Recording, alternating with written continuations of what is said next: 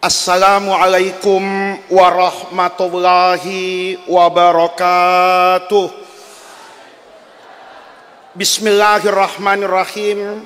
Alhamdulillahi rabbil alamin. Wassalatu wassalamu ala asyrafil anbiya'i wal mursalin wa ala alihi wa sahbihi ajma'in. Amma ba'du. Segenap para alim ulama yang saya muliakan, dzurriyah almaghfurlah Kiai Haji Zaini Mun'im, wabil khusus guru kita semua Al-Mukarram Bapak Kiai Haji Muhammad Zuhri Zaini yang saya muliakan, majelis masyayikh, pengasuh, pejabat-pejabat pemerintah yang hadir pada kesempatan ini, para tamu undangan, hadirin hadirat sekalian yang berbahagia. Saya terharu bisa hadir ke satu pesantren yang namanya saya tahu, saya dengar, saya ingat mungkin mulai saya masih SD. Tadi Kiai Zuhri cerita sama saya, ayah saya dulu pernah ceramah di sini bahwa anaknya yang masih kecil. Jangan-jangan anak itu saya, Kiai Zuhri. Kiai Zuhri cerita tadi pernah ke pesantren ayah saya. Ada kegiatan pelatihan bahasa Arab di tahun 78. Saya khawatir anak yang mengganggu kegiatan itu adalah saya, Kiai Zuhri. Saya ini sebetulnya tidak begitu berani untuk hadir ke banyak pesantren yang dulu saya lihat betapa agung, betapa bermartabat dalam menjaga aliran ahlu sunnah wal jamaah. Karena barokahnya para guru itu saya merasakan langsung, Kiai Zuhri. Saya ini diantara anaknya Kiai Sukron yang tidak pernah hatam ngaji itu saya. Tapi setiap hataman ikut.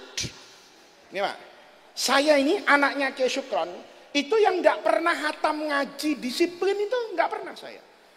Tapi kalau ayah saya ceramah hataman di Lirboyo, saya ikut. Kalau ayah saya hataman di Peloso, nanti tanggal 8 saya ke Peloso, Kiai Zuhri, saya ikut itu. Kalau ayah saya ceramah di Kerapia, saya ikut. Kalau ayah saya ceramah di pesantrennya Kiai As'ad, saya ikut. Nggak pernah hatam, tapi ikut hataman jadi kiai. Jadi kalau ada santri Nurul Jadid ikut hatam tapi ndak jadi kiai, itu namanya takdir. Karena yang hataman, saya ketemu santri kiai kemarin di Kairo. Saya ini semalam baru datang dari Al-Azhar Kairo, ketemu tadi dengan Profesor Dr. Jamal Farouk di Bandara Juanda. Itu beliau juga dari sini katanya. Beliau adalah mantan dekan Fakultas Fakultas Dakwah yang sangat peduli dengan penjagaan mazhab Al-Imam Abil Hasan Al-Asy'ari. Jadi saya ketemu banyak dengan santri kiai di Nurul Jadid yang ada di Mesir. Itu saya cerita bahwa pesantren-pesantren seperti ini itu sejatinya adalah mereka yang paling layak, yang paling pas untuk disebut sebagai al-mujahid, mujahid yang menjaga dan melestarikan agama Rasulullah Shallallahu Alaihi Wasallam. Saya tidak membayangkan, Kiai, kalau tidak ada pesantren yang mendidik para santri dengan ilmu yang bersanad sambung menyambung dari guru sampai ke atas, nanti sampai Nabi. Dulu saya Kiai kalau datang ke pesantren itu, ayah saya Kiai Syukron tuh pesannya cuma satu, karena tahu saya anaknya nakal, ya. Saya ini santri tapi santri Protestan, ya, suka protes. Jadi kalau tidak masuk di logika saya, itu biar ayah saya bantah. Makanya saya ngajinya tidak pernah beres, karena semua orang itu dibantah. Maka ayah saya itu tahu anaknya kayak begitu. Itu kalau ada hal yang penting, itu bapak saya itu ngasih nasihat itu yang singkat, yang simple, yang bisa masuk di dalam logika saya santri Jakarta. Kata bapak saya gini, nanti ngaji di Lirboyo ya. Saya kalau dulu datang ke pesantren Pak, ikut imtihanan itu di antara Rojab dengan Sya'ban, itu sama bapak saya, boleh tidak sekolah Kiai. Jadi saya masih SD itu, kalau udah ada hataman, ada imtihanan, ada haul, itu kata bapak saya, kamu mau ikut gak Kalau ikut, ayah saya itu kirim surat ke sekolah, supaya saya itu boleh datang ke pesantren seperti Nurul Jadid ini. Begitu sampai itu mau turun dari mobil, itu ayah saya pesan, saya minta kamu nurut saya cuma satu aja. Karena bapak saya tahu saya banyak ndak nurutnya Pak. Kata ayah saya minta nurutnya satu di pengajian nanti. Apa Abi? Kata saya, kalau ketemu Kiai, cium tangannya, pandang matanya. Nasihat itu dulu Kiai rasanya sulit untuk saya pahami sampai ke dalam sanubari saya. Ayah saya itu selalu memaksa saya. Saya anak yang besar dalam tradisi kota, yang sulit menerima dulu tabarruk pakai ludah. Ada Kiai Mahrus itu disuruh mangap, diludahin. Itu buat logika santri kayak saya yang besar di kota, itu sulit diterima. Tapi ayah saya dalam banyak hal itu terbuka. Ayah saya itu suka mendengar apa yang disampaikan anaknya. Tapi satu hal ini ayah saya tidak mau dengar Kiai, tidak mau dialog. Kata ayah saya, ini bapak sama anak, kamu macam-macam durhaka. Kalau yang lain itu soal kunut tidak kunut, itu dari kecil saya suka ribut sama bapak saya. Karena Islam kota itu kan suka Islam yang praktis. Traweh 20 dengan 11. Santri NU Jakarta milih 11 Kiai. Ya. Nggak tahu kalau santri kota Keraksan Baiton ya, nggak tahu saya ya. Tapi dulu santri Jakarta selalu mencari dalil yang seperti itu. Dalam banyak hal ayah saya itu terbuka. Dalam banyak hal ayah saya itu mau berdiskusi dari banyak aspek. Kecuali satu. Cium tangannya, tatap matanya. Kalau kamu diberi apapun, terima. Dikasih minum bekas, terima. Makanan bekas Kiai, makan. Kalau nanti ada Kiai nyuruhmu, mulutmu itu buka, maka kemudian kamu mangap, ludahnya itu kamu terima. Saya bilang kenapa? Kata ayah saya, yang ini tidak ada demokrasinya. Ya. Yang ini adalah otoriter kekuasaan bapak kepada anak. Tolong dengarkan anakku, tatap mata guru itu, cium tangan guru itu, apapun yang intisab ila ustadz, ila kiai, ila syaikh, itu kamu terima tanpa ada gejolak apapun dalam hatimu. Saya didik seperti itu Pak. Saya tidak pernah bisa mencerna kata-kata ayah saya. Hingga satu hari, saya bertemu dengan Mufti Agung Mesir, Profesor Dr. Ali Jum'ah. Sehari Jum'ah waktu itu sedang hataman di Masjid Al-Azhar, membaca satu kitab. Kata beliau, ilmu kami Ahlus Sunnah wal Jamaah itu bukan ilmu sembarang ilmu. Dia dibangun dengan pengetahuan yang kuat. Dia didasari oleh fondasi ilmu, ma'rifat, maklumat yang utuh. Tetapi keistimewaannya, dia bersanad.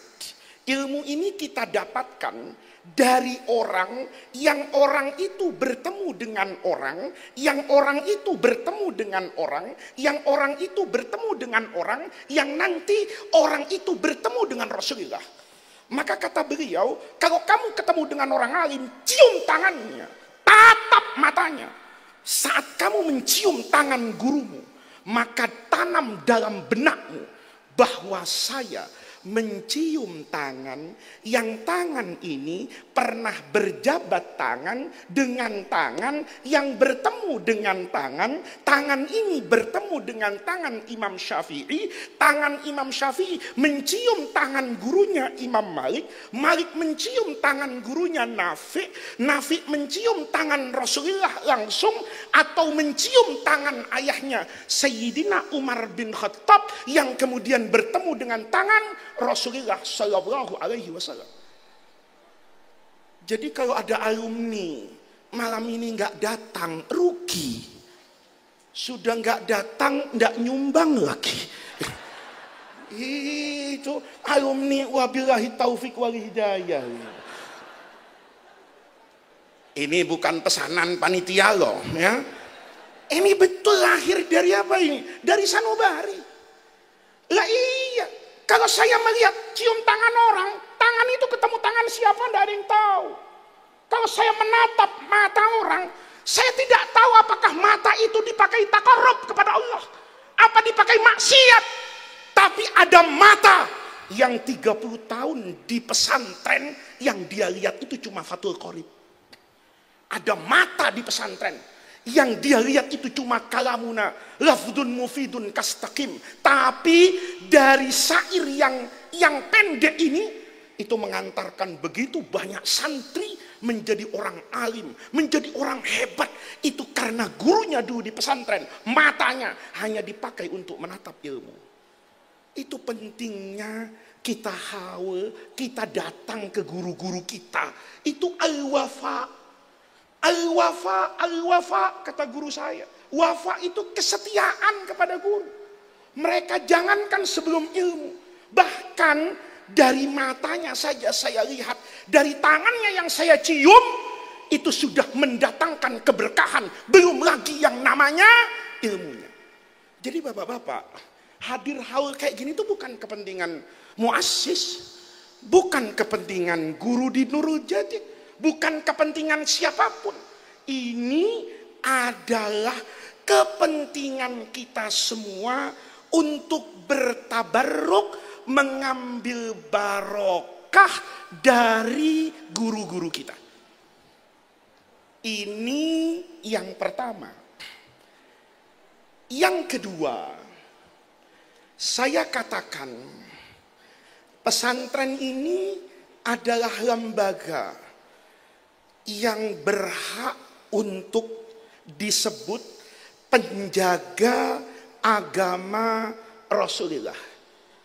Sekarang ini Bapak Ibu sekalian, di kota itu kita sering dapat orang yang beragama itu entah belajar kepada siapa. Saya berharap di Probolinggo, di Paiton, di Keraksan, mungkin sampai ke Banyuwangi, yang dengan tradisi pesantren, masyarakat yang dekat dengan kiai, fenomenanya ini nggak ada. Tapi di kota-kota besar ada nih Pak PJ.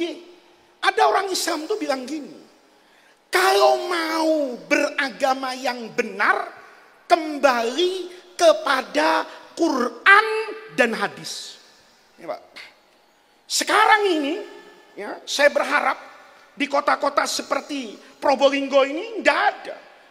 Tapi di kota-kota besar begitu banyak orang yang kadang-kadang dalam beragamanya itu berbahaya, Pak. Kadang-kadang menyebarkan ajaran itu ngomongnya enak. Ini hadis Nabi, ini kata Imam Syafi'i.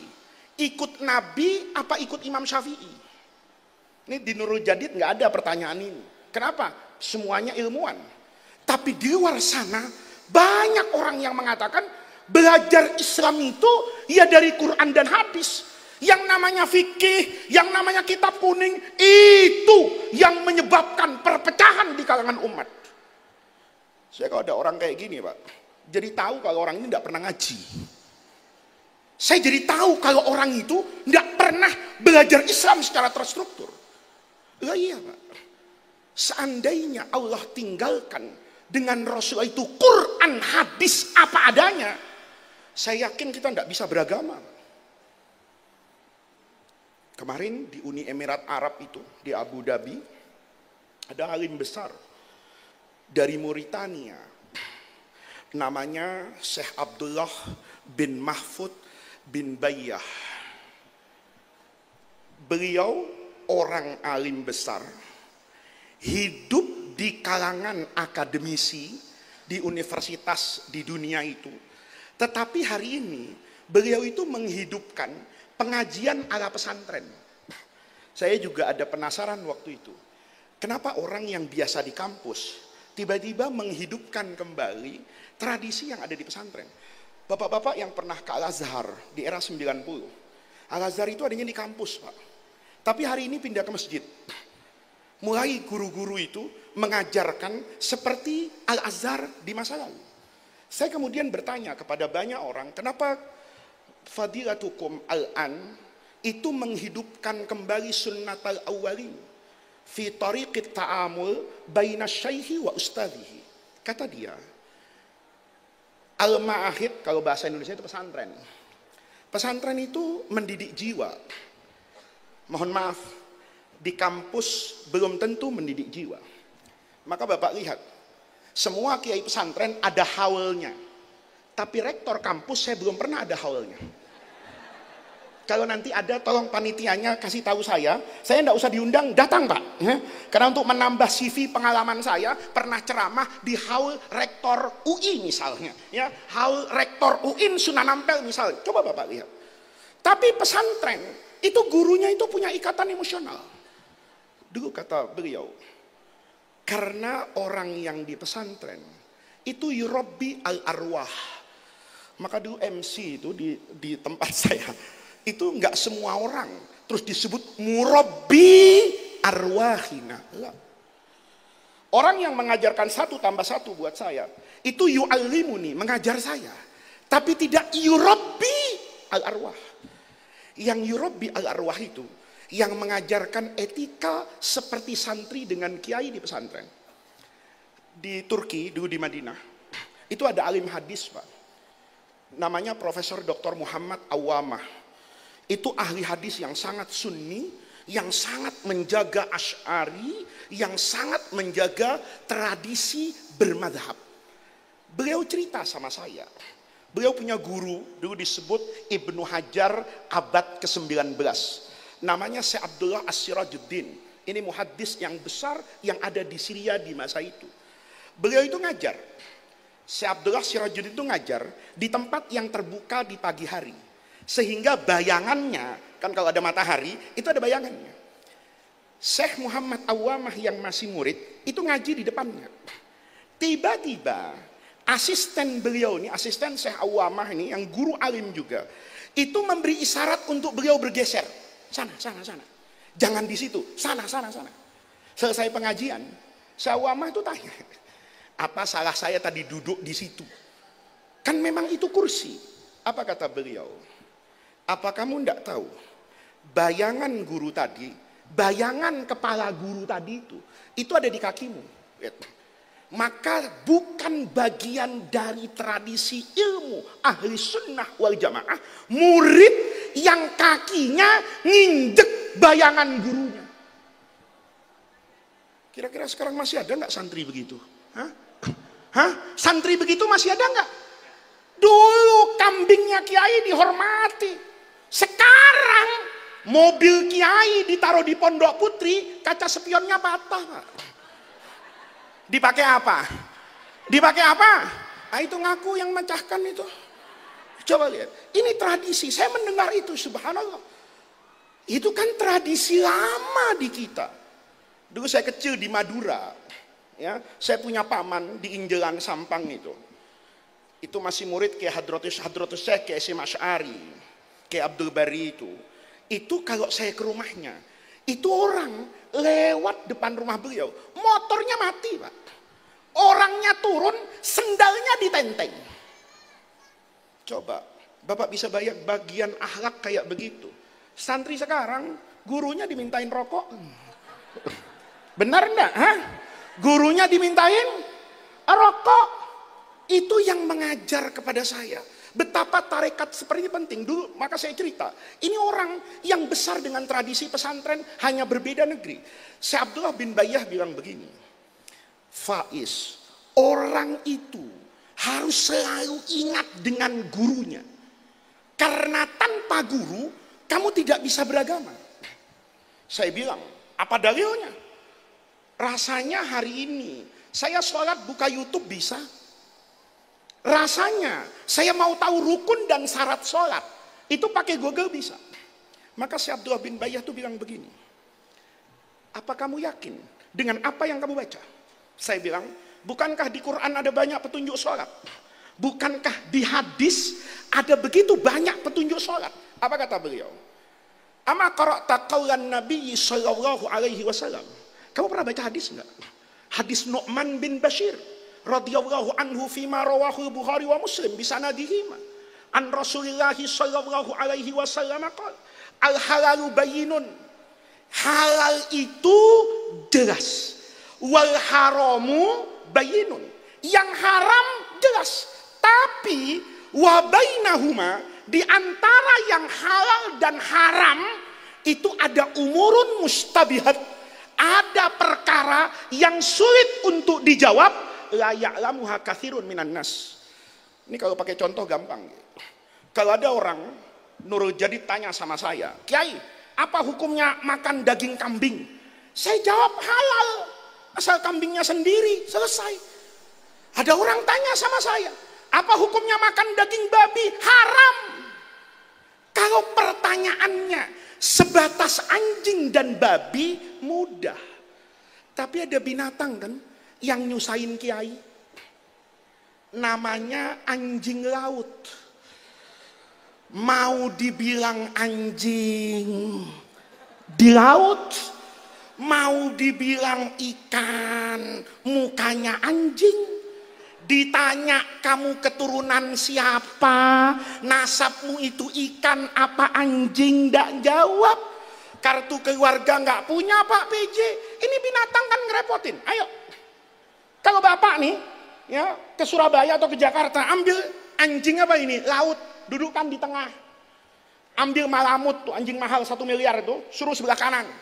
Ambil ikan lumba-lumba, suruh sebelah kiri. Kalau anjing laut ini badannya dibungkus nih, leher ke bawah dibungkus, yang kelihatan cuma mukanya, maka min duni adna syakin annahu kalbun. Kalau yang ditanya kepalanya, maka semua mufti sedunia tidak ragu, ini anjing Pak. Kalau yang dilihat kepalanya. Tapi kalau kepalanya dicadarin, ya, dikasih cadar, dikasih hijab, dikasih sorban, yang kelihatan bawah ini, ya, leher ke bawah, maka kita nggak ragu, kita pegang secara fisiologi ini ikan. Ayo, Nurul Jadid mau bahsul masail bil manasabati mururi harlah 76 ini, apa hukumnya anjing laut? Sampai kiamat kurang seminggu nggak putus. Kata peserta A, anjing laut ini haram Pak. Kenapa haram?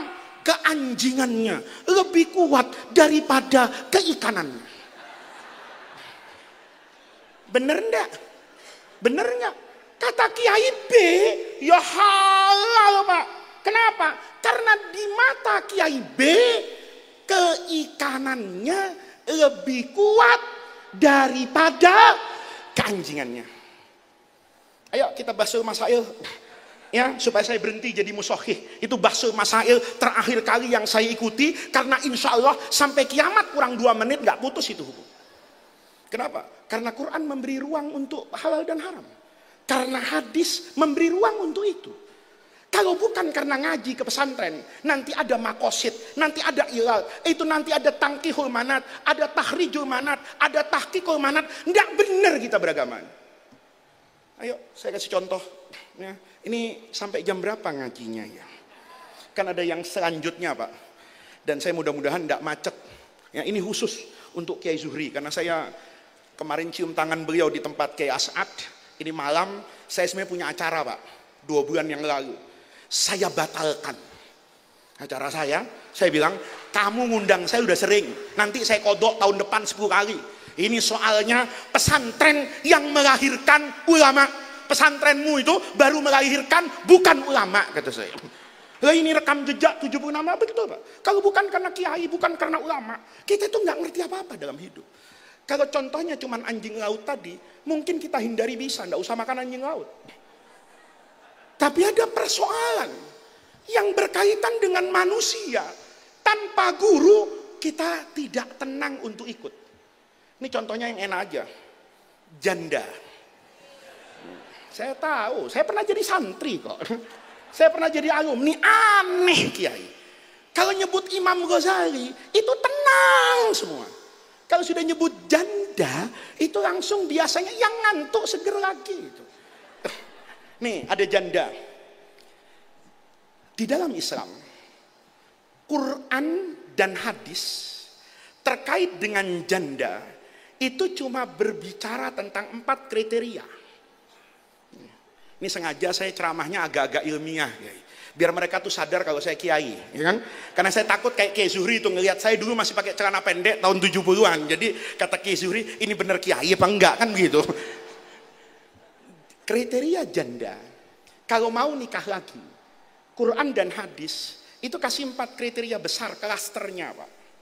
Yang satu nggak usah kita bahas, karena itu buat orang yang tidak punya siklus haid, karena nikah masih kecil atau kemudian sudah monopause. Itu wallai ya'isna minal mahid, yang tidak ada siklus haidnya, itu yatarabbasna, jelas 3 bulan. Tapi di luar itu, Quran ngasih gambaran nih Pak. Kalau ada perempuan berantem sama suaminya nih, cerai hidup, Quran bilang kalau nanti bercerai dengan suaminya, janda yang dicerai mati oleh suaminya masih memiliki siklus haid, berpotensi untuk hamil, maka masuk klaster pertama nih. Wal mutallaqatu yatarabbasna bi anfusihinna thalathata quru. 1 nih. Ini anggap aja ngaji usul fikih lah Kiai, yang barokah dari Nurul Jadid. Yang kedua, kalau ditinggal mati suaminya, dia tidak boleh salah satu quru. Tapi walladzina yutawaffawna minkum wa yadharuna azwajan yatarabbasna bi anfusihinna arba'ata ashhurin wa asyarah. Klaster kedua 4 bulan 10 hari. Klaster ketiga ini wa ulatul ahmal. Qurannya nggak bilang nih, apa perempuan yang hamil ini dicerai hidup apa dicerai mati, Quran nggak bilang. Quran cuman bilang kalau perempuannya hamil kemudian terjadi perpisahan dengan suaminya, ini tidak ada takyidnya, mutlak. Bisa jadi dia punya suami dicerai hidup, bisa jadi suaminya mati. Tapi kata Quran yang penting wa ulatul ahmal, kalau dia punya hamil, sedang hamil, ajaluhunna, maka nanti keluar dari iddahnya ayyadna hamlahunna, sampai melahirkan. Ingat ya Bu? Ingat nggak? Ini diingat, jangan dipraktekkan. Karena kalau dipraktekkan berarti ibu calon janda, ya kan? Jangan, ini cuma ada ilmu yang harus dihafal, tapi berdoa kepada Allah, jangan sampai saya amalkan ilmu ini, ya kan?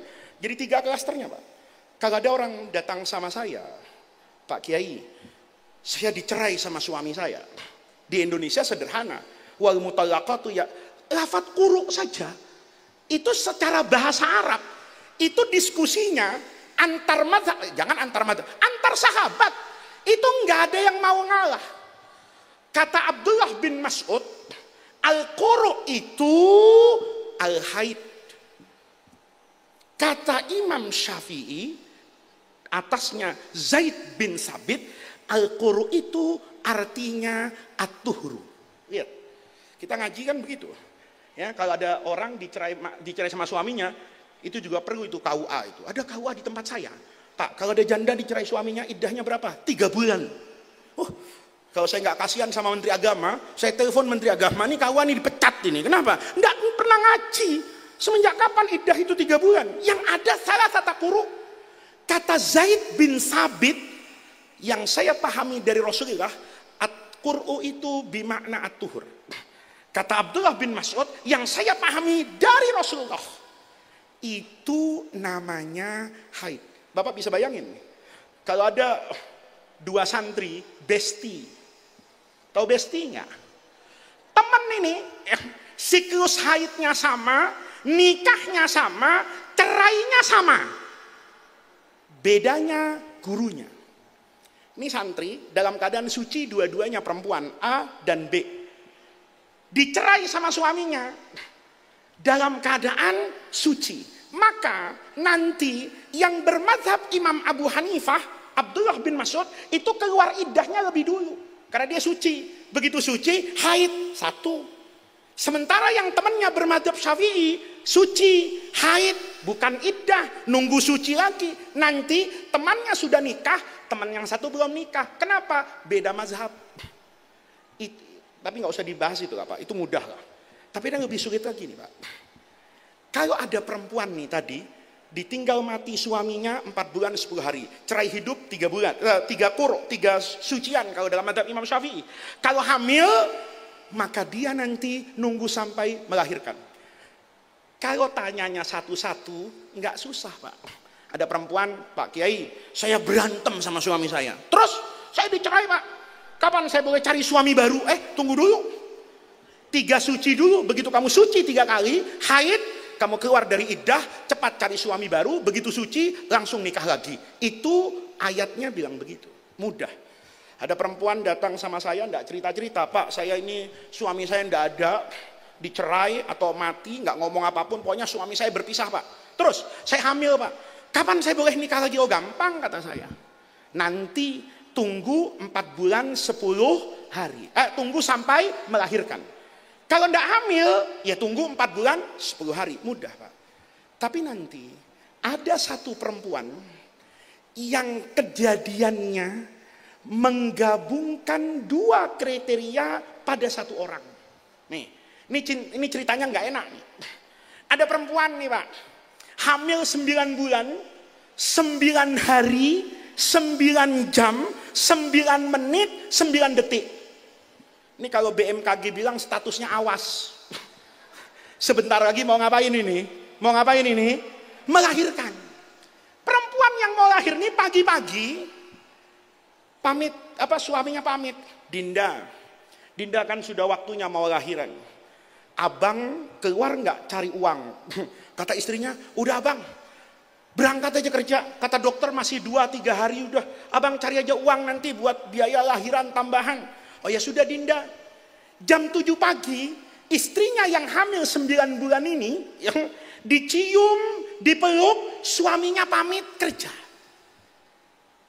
naik motor, konsentrasinya hilang, Pak. Karena mikirin apa ini? Istrinya. Sendirian di rumah hamil 9 bulan, lewat di Pantura sini, tahu-tahu ditabrak tronton. Jam 8 tabrakan nih. Jam 9 dibawa ke rumah sakit, nggak bisa ditolong. Jam 10 telepon di rumah bunyi. Ibu, saya dari Polres.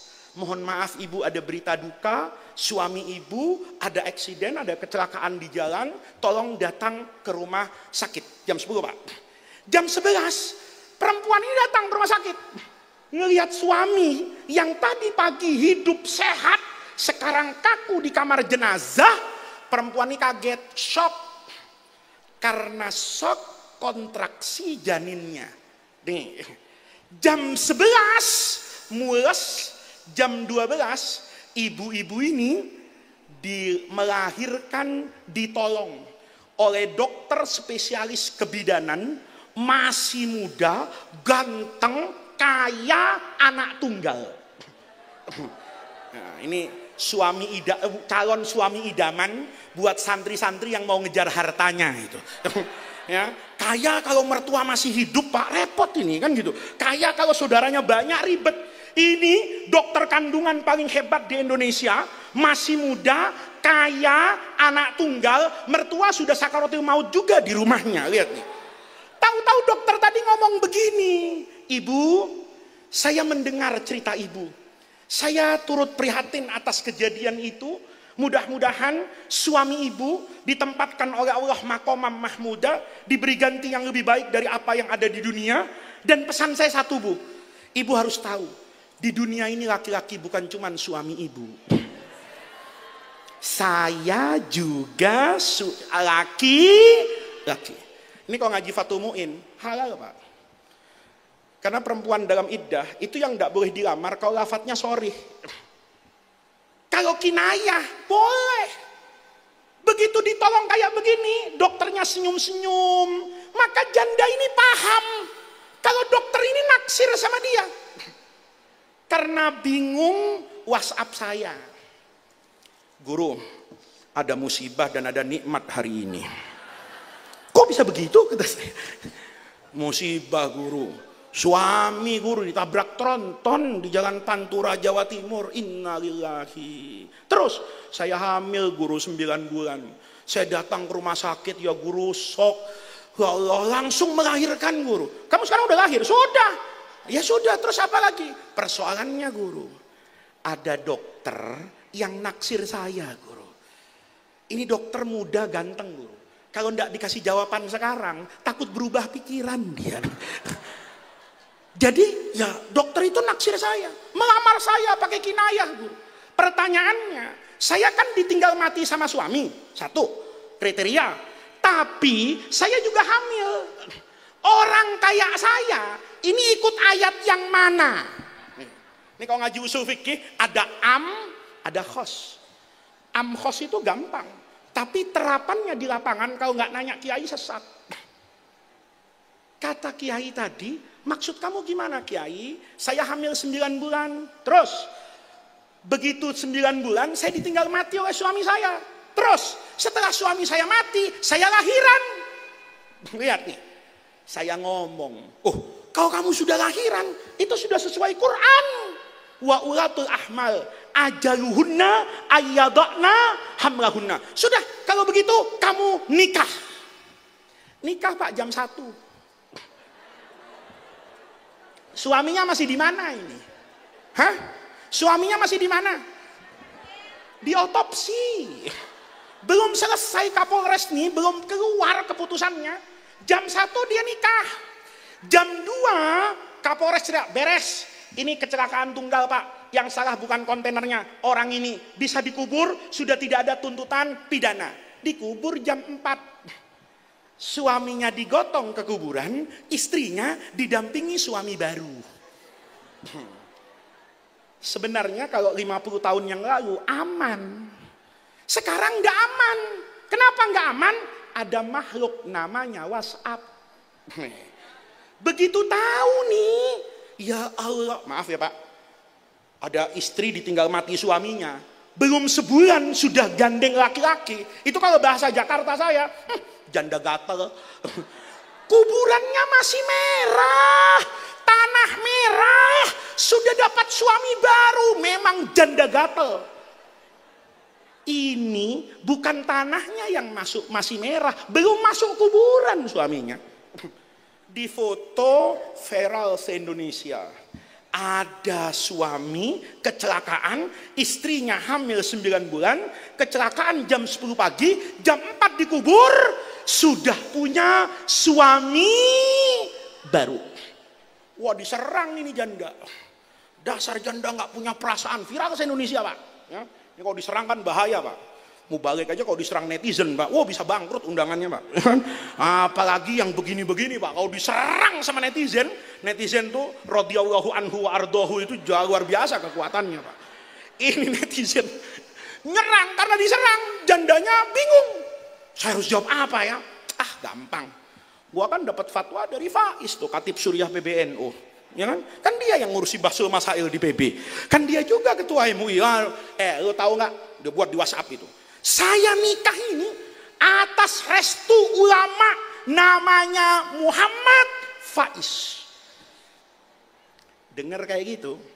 Begitu viral, 5 menit kemudian jemaah saya majelis taklim bilang, Kiai, acara besok pagi batal. 10 menit lagi, Kiai maaf ya, kami ingin mencari guru yang lebih bijaksana Kiai. Undangan minggu depan batal. Saya bilang, kenapa semua orang batalin undangan saya? Begitu saya cek di medsos, subhanallah, nama saya hancur senusantara Pak. Karena saya hancur senusantara, saya berpikir, ini apa, masyarakat kok berontak? Oh, jangan-jangan saya salah berfatwa. Ini lihat Pak, salah menentukan mana yang mana yang khas. Begitu saya diserang, saya robah fatwa saya. Saya telepon santri saya, batalin nikah lo. Kok begitu Kiai? Udah, batalin, itu fatwa salah. Yang benar gimana Kiai? Yang benar itu, kalau ada perempuan hamil ditinggal mati suaminya, maka harus ikut iddah ditinggal mati suaminya. Kamu setelah melahirkan tunggu 4 bulan 10 hari. Itu keputusan tok. Saya telepon LBM seluruh Indonesia. PWPWN itu fatwa kemarin salah. Kelihatannya benar nggak Pak? Kelihatannya benar nggak? Sampai di sini kelihatannya benar Pak. Tapi kita praktekkan kepada contoh yang sama kriterianya, beda usia hamilnya, jadi nggak benar. Tahu sekarang, kalau ada perempuan hamil ditinggal mati suaminya, maka iddahnya ikut iddah ditinggal mati suaminya. Kasus ini begitu dia melahirkan tidak boleh langsung nikah, tapi tunggu 4 bulan 10 hari. Semua perempuan hamil ditinggal mati suaminya, ikut iddah ditinggal mati suaminya. Kasus ini kayak benar. Tapi ada kasus yang berbeda, nanti jadi salah Pak. Apa contohnya? Ada perempuan hamil muda, baru hamil 15 hari. Dia selama ini menunggu kehamilan, sudah nikah 20 tahun, tidak hamil-hamil. Satu ketika datang ke dokter, saya sakit kok nggak sembuh-sembuh, kayak masuk angin dikerok nggak sembuh. Ini apa dokter? Kata dokter, memang Anda nggak masuk angin. Masuk apa dokter? Masuk janin. Anda hamil, selamat. Senang betul tuh perempuan. Karena senang, dia bilang, nanti sore suami saya balik dari kantor, saya mau kasih surprise. Apa surprise itu? Apa surprise itu? Kejutan. Supaya suaminya terkejut. Bener terkejut Pak BJ. Begitu sore suaminya datang naik motor, istrinya teriak dari dalam rumah, Mas, aku hamil. Ini gak usah saya teriak-teriakan. Ya, Bapak nonton film India, imajinasinya lebih hebat dari ceramah saya ya. Dia buka pintu, suaminya datang, lari bertemu, dipeluk, Mas, aku hamil. Bener, suaminya girang betul. Saking bahagianya, darahnya terlalu keras dipompa oleh jantung, jantungnya tidak kuat menahan, kena serangan jantung, mati di pelukan istrinya. Oke. Iddahnya berapa lama? Keputusan pertama, ada perempuan hamil, kalau ditinggal mati suaminya, maka harus ikut iddahnya perempuan hamil. Karena keputusan ini yang benar di masalah pertama, dipraktekkan sekarang. Apa yang terjadi? Begitu hamil 6 bulan, ini sudah lewat 4 bulan, 10 hari. Ada laki-laki melamar. Kata dia, perempuan hamil ditinggal mati suaminya, ikut iddah laki-laki yang meninggalkan istrinya 4 bulan 10 hari, nikah dia. Begitu nikah, usia kandungannya 6 bulan. Difoto lagi sama netizen.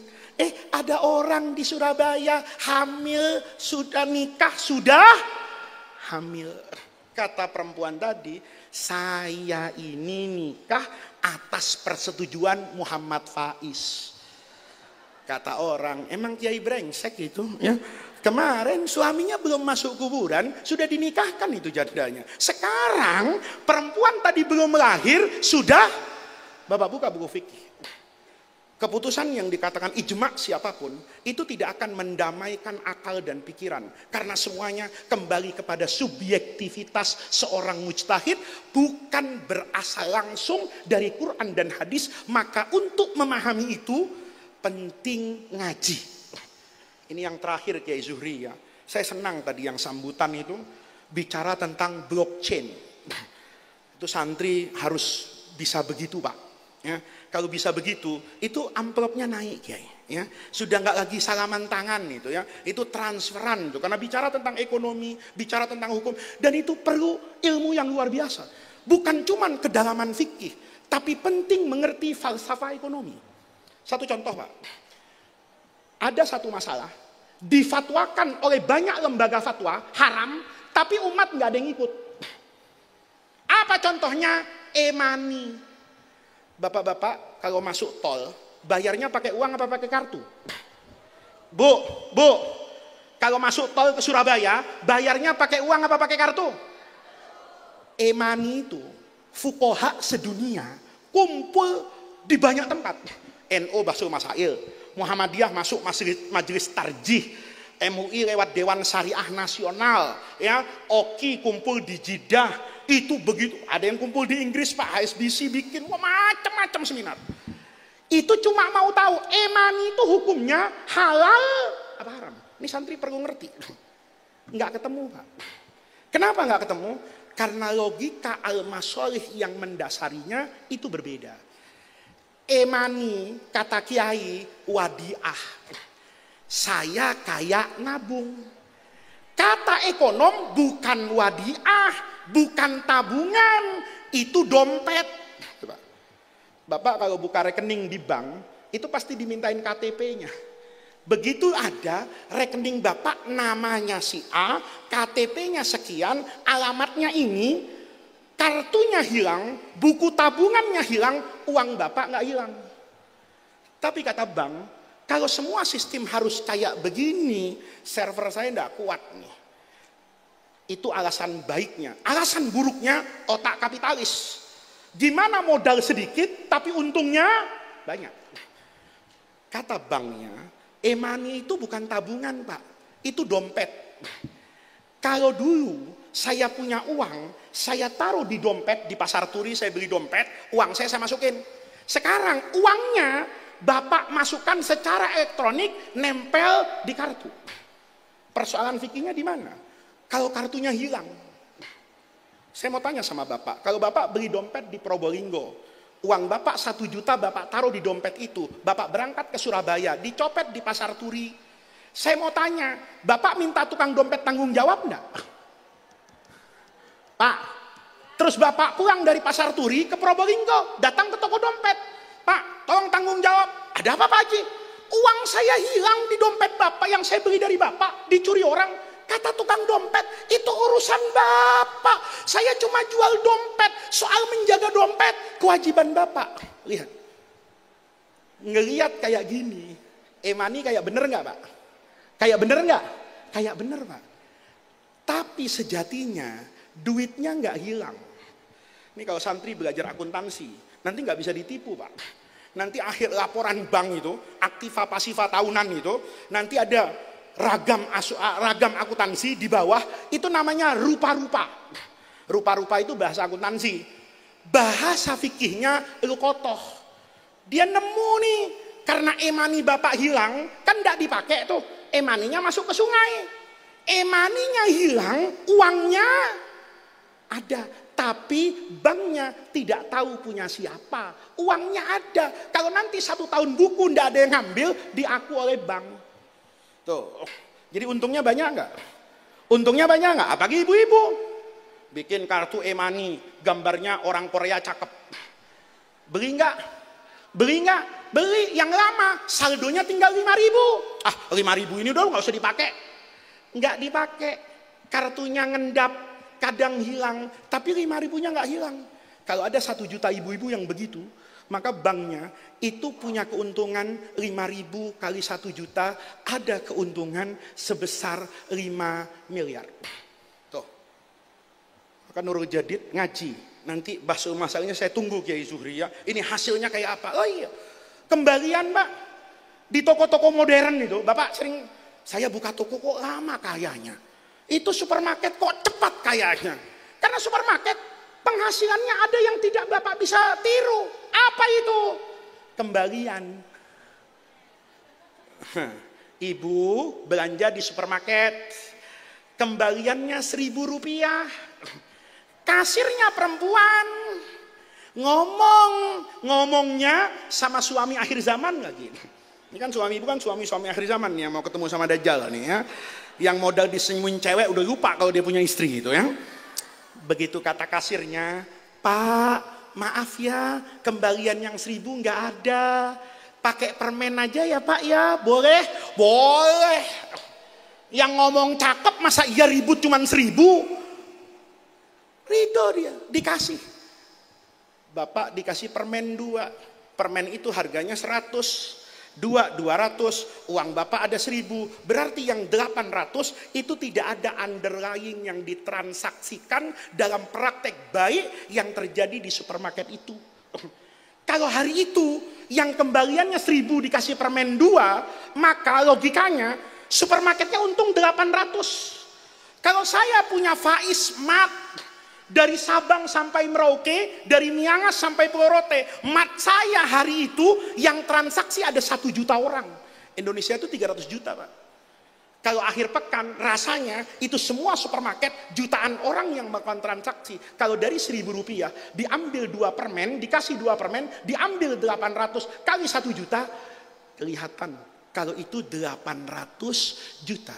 Itu kalau dipraktekkan di Bahsul Masail, ridho itu menjadi elastis. Itu bisa halal, itu bisa haram. Bisa halal, transaksi pribadi. Saya dengan Pak PJ ngelihat toko saya.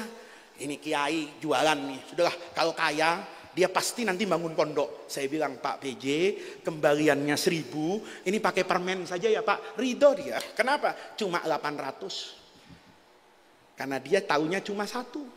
Tapi kira-kira Pak PJ, kalau orang yang saya perlakukan seperti Bapak ada 1 juta orang, saya dapat dalam 1 hari 800 juta, kira-kira jadi ridho nggak Pak?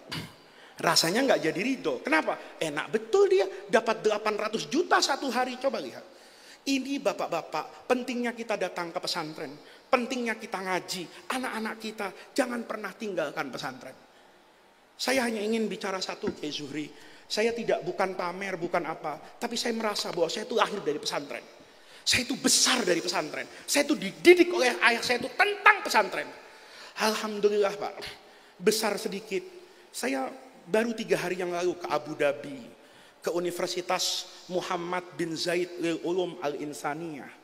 Saya baru kemarin ke Akademiyah Al-Azhar Al-Alamiyah yang mengurusi pendidikan internasional dengan menggunakan sarana dan prasarana modern yang bisa ditumbuh kembangkan di banyak dunia.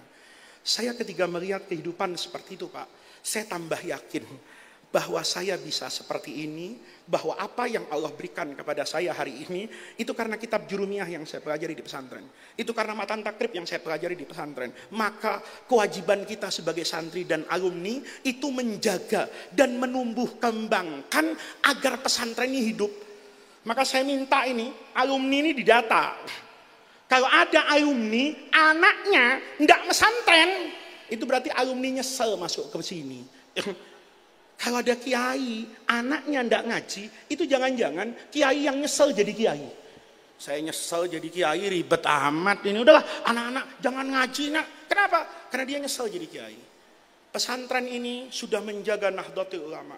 Pesantren ini sudah menjaga Islam Ahlu Sunnah wal Jamaah. Pesantren ini sudah menjaga Indonesia. Pesantren ini sudah banyak melakukan kontribusi. Maka mari kita menjadi murid yang baik, menjaga sanad keilmuan dengan menjaga dan menumbuh kembangkan pondok pesantren Nurul Jadid ini. Ini yang bisa saya sampaikan. Mudah-mudahan Allah Subhanahu wa Ta'ala senantiasa membersamai kita semua, menjadikan pondok pesantren ini maqalan min ma'akilil ilmi, menjadikan pesantren ini pusat di mana iman, Islam dan ihsan bukan saja dipelajari tapi terlihat dalam jiwa sanubari setiap orang yang pernah datang ke Nurul Jadid. Terima kasih atas undangannya. Saya mohon maaf atas segala kekurangannya. Mudah-mudahan Allah jadikan jam'ana hadza jam'an marhuma wa tafarruqana min ba'dihi tafarruqan ma'suma.